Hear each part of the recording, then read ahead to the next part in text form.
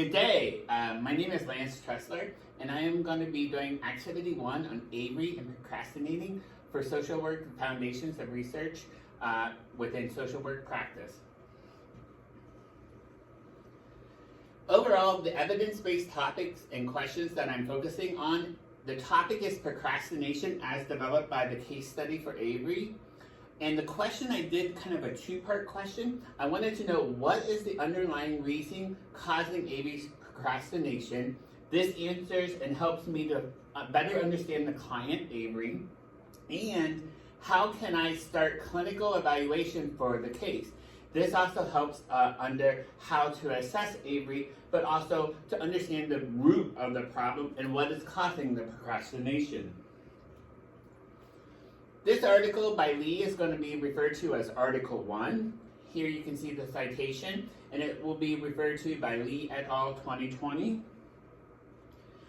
This article's main understanding is the relationship between smartphone usage and the addiction and the academic procrastination, and the buffering role that self-efficiency has in mitigating between the two. The takeaways of this, it is an exploratory and a quantitative because you see a lot of the results from the scales and statistical analysis. I really like how it brought out through the three main examples of how smartphones can cause mental, social, and academic issues, how it has triggered researchers from all over the world. So it's not just an American problem, but it's a global problem of the effects of smartphone on the education system. It also has me help from how many students suffer on procrastination and what is the baseline reasoning in the smartphone's usage. A great terminology that was used within this article, within the introduction, which really made me help understand the problem that they were identifying, was smartphone versus a mobile device. They want to make sure it really connects to the internet and has a larger distraction of how it affects their attention within the research. And they use the word addiction versus a dependence because the addiction leads us to a fact that it is a more serious problem.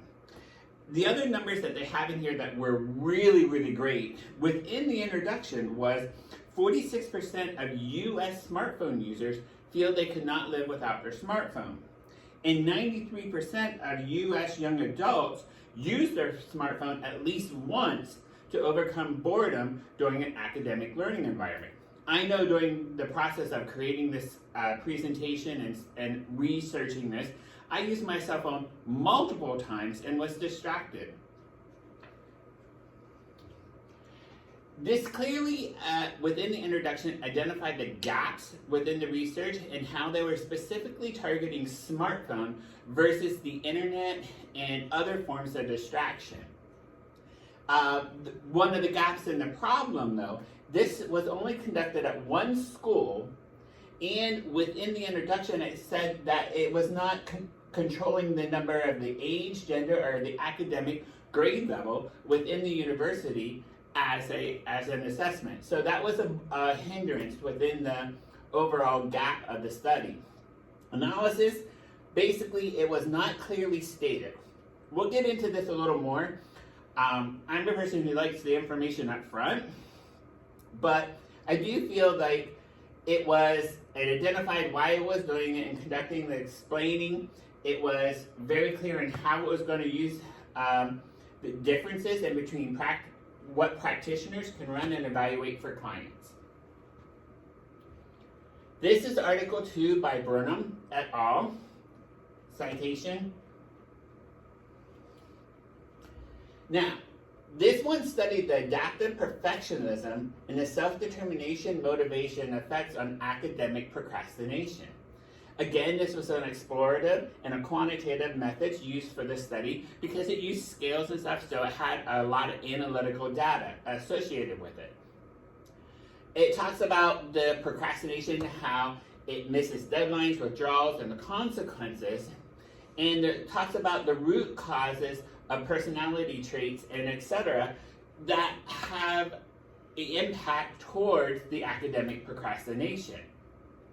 Students also may be striving for the unachievable, thus it hinders the motivation and affects the procrastination as well. Now, this introduction was very short compared to Article 1, and it did not clearly cover what it was trying to research or what gaps within research it was fulfilling. And again, it was only done at one school, which was that I read later in the article, and it was not repeated.